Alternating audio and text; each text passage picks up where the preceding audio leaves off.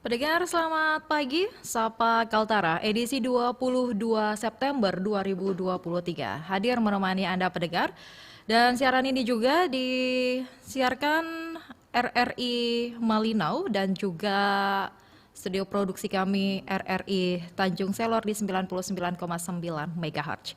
Pendengar paham radikalisme berdampak pada sikap intoleran terhadap perbedaan dan bertentangan dengan ideologi bangsa merupakan ancaman besar bagi bangsa Indonesia di era modern saat ini.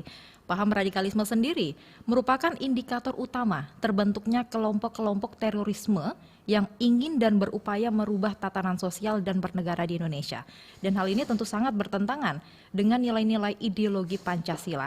Maka tentu diharapkan ada formula jitu dalam melawan dan menekan faham intoleransi, radikalisme, dan terorisme. Ya, salah satunya yakni moderasi beragama. Bagaimana di Kota Tarakan, Kalimantan Utara?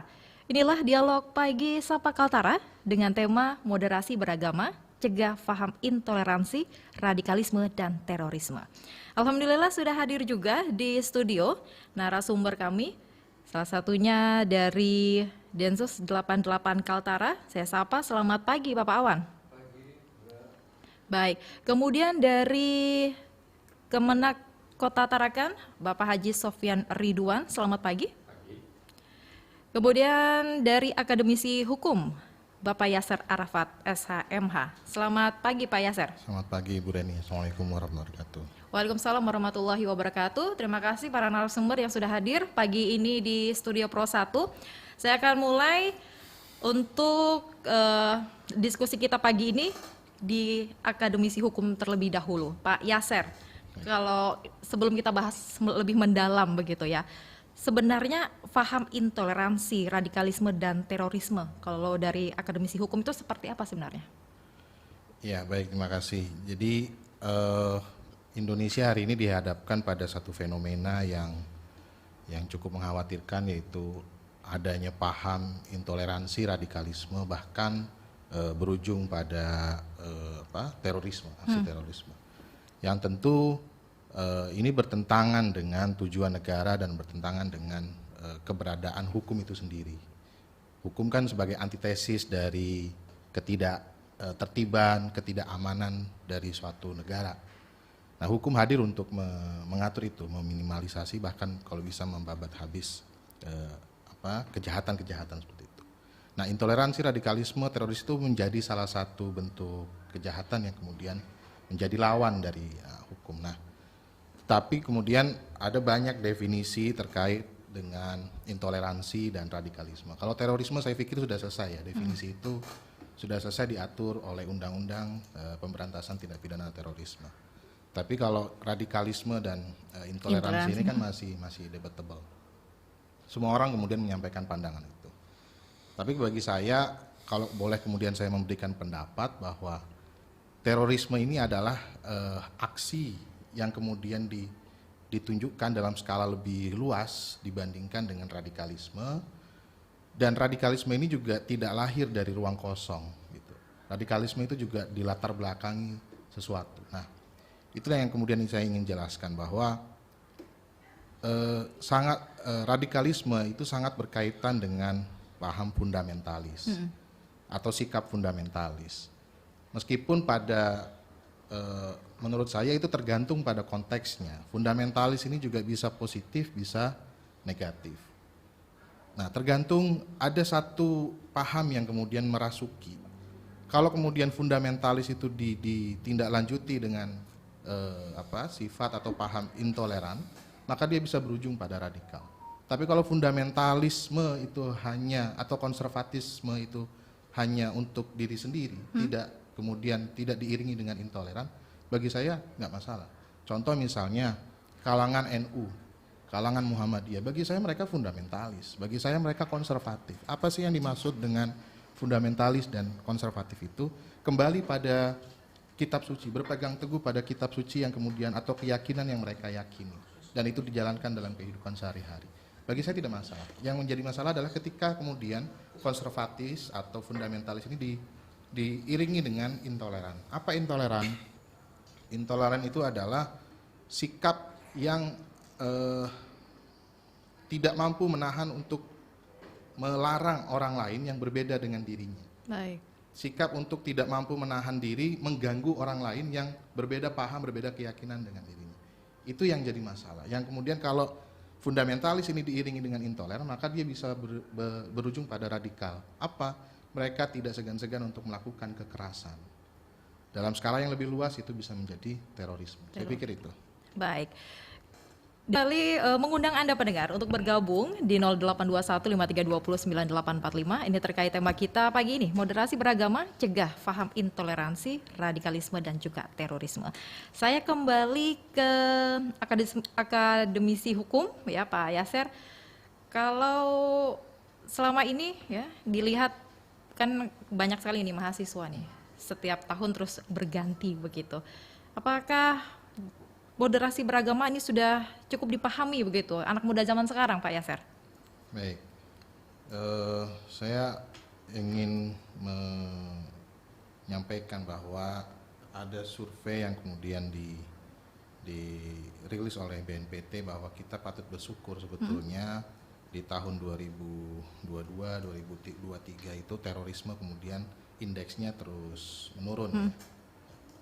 Tetapi dari survei itu ada satu hal yang perlu dicermati bahwa ada tiga kalangan yang kemudian rentan untuk terpapar radikalisme dan terorisme, yaitu kalangan perempuan dan generasi muda. Nah, tadi terkait dengan pertanyaan mahasiswa kan termasuk generasi muda. Sebetulnya apa sih yang bisa menyebabkan generasi muda itu kemudian terpapar pada radikalisme? Setidaknya ada tiga hal menurut saya. Pertama adalah adanya alienasi sosial gitu. Jadi ketersingkiran generasi muda dalam segala aspek kehidupan, baik di antara mereka mau di dalam keluarga maupun di antara dirinya dengan masyarakat.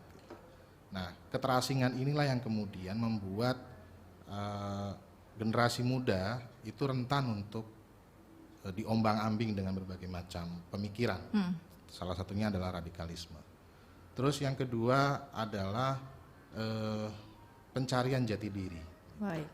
Nah, generasi muda itu adalah tahap di mana dia berusaha mencari jati diri. Nah, kalau kemudian pencarian jati diri ini tidak didampingi oleh orang tua, tidak didampingi oleh instansi pendidikan, tidak didampingi oleh masyarakat, inilah yang kemudian pada akhirnya dia mencari jati diri di luar yang ada berlaku umum di masyarakat dan keluarganya, yaitu radikalisme dan terorisme gitu. Terus yang ketiga adalah erat hubungannya generasi muda ini dengan internet. Baik. Disitulah kemudian informasi positif, negatif itu bisa didapatkan begitu mudah. Nah, sehingga generasi muda itu menjadi salah satu kelompok masyarakat yang rentan untuk terpapar radikalisme. Nah, saya pikir juga perlu gerakan moderasi beragama juga di tingkatan kampus. Terbukti kemudian di undang-undang itu kan ditegaskan ada mata kuliah wajib kurikulum yang kemudian harus diterapkan, yaitu pendidikan agama, Pancasila, kewarganegaraan dan bahasa Indonesia. Itu kan sebetulnya mata kuliah plat merah, mata kuliah yang memang bertujuan untuk menguatkan wawasan kebangsaan, wawasan agama dari generasi muda sehingga tidak mudah diombang-ambing oleh berbagai macam pemikiran. Baik. Saya kira gitu. Pak Yasser, Pak Yasser mau ditambahkan, silakan menanggapi dua pertanyaan Bung John tadi. Baik, terima kasih Bung John, pertanyaannya luar biasa. Yang terjadi di Slumit ya itu ya. Jadi kalau terorisme tadi sudah disampaikan ada undang-undang yang secara khusus mengatur, secara eksplisit menyebut terorisme. Tapi kalau intoleran, radikal ini tidak ada undang-undang yang secara eksplisit menyebut dilarang intoleran gitu, dilarang radikal, tidak. Tetapi kalau kemudian itu berkaitan dengan kasuistik itu ada. Ya, contoh misalnya tadi pembubaran kegiatan keagamaan gitu kan.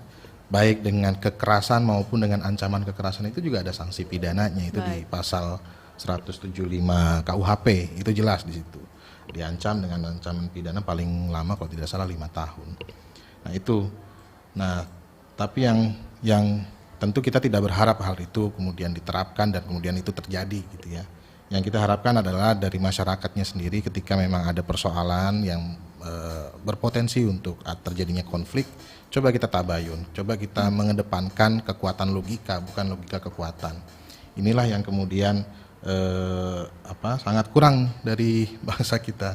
Padahal bangsa kita dari dulu kan sudah terkenal bangsa yang ramah, tapi hari ini kita melihat bangsa kita yang marah, gitu, gampang marah, bukan yang ramah. Baik. Nah ini kita seperti sudah tercerabut dari akar kepribadian kita yang tadi disebutkan oleh Pak Sofyan, ya Pancasila itu. Kita sudah lupa dengan Pancasila, karena Pancasila selama ini hanya dihafalkan, hanya kemudian ya sebagai panduan kita dalam kehidupan pribadi. Tapi lebih dari itu seharusnya Pancasila lebih terstruktur lagi, bagaimana kebijakan pemerintah juga harus betul-betul memperhatikan Pancasila, bagaimana kemudian kita menjalin kehidupan bermasyarakat juga harus berdasarkan Pancasila, dan tentu tidak hanya 1-2 pasal, 1-2 sila, tetapi harus satu kesatuan. Baik. Kalau kemudian kita hanya bersandar pada satu sila, bisa jadi kita mengeliminasi sila yang lain. Contoh kita mengedepankan sila ketuhanan, ya hak saya dong mendirikan negara Islam misalnya. Ini kan sesuai dengan ketuhanan, padahal ada sila kemanusiaan, ada sila persatuan dan sebagainya. Baik, ini yang terakhir ini closing statement dari akademisi hukum Bapak Yasser Arafat SHMH, silakan bagaimana untuk upayanya nih di lingkungan kampus, silakan. Baik, tentu radikalisme, terorisme itu berangkat dari pemikiran absolutisme, menganggap diri paling benar tadi yang disampaikan oleh Pak Sofyan, bahwa hanya ada 2 pilihan, benar atau salah. Padahal kemudian ada teori yang baru yaitu logika fuzi, di mana ada di antara 0 dan 1. Ada 0,1, ada 0,2. Itulah yang kemudian kalau di hotel-hotel itu kan ada lampu. Ada lampu yang terang, redup sampai akhirnya mati. Itulah pengembangan dari logika klasik, logika ketat yang kemudian dikembangkan menjadi logika fuzi. Bahwa boleh kita menganggap diri kita paling benar, tapi sisakan sedikit ruang untuk menilai bahwa ada kemungkinan salah. Baik. Gitu. Saya kira itu yang kemudian bisa ditanamkan dalam generasi muda. Terima kasih. Baik, terima kasih. Terima kasih untuk narasumber yang sudah hadir di pagi ini dari Densus 88 Kaltara, kemudian dari Kantor Kemenak Kota Tarakan, dan juga akademisi hukum. Saya Rinda Octavia mengakhiri Sapa Kaltara kali ini dengan topik moderasi beragama, cegah, paham intoleransi, radikalisme, dan terorisme. Sampai jumpa, selamat pagi.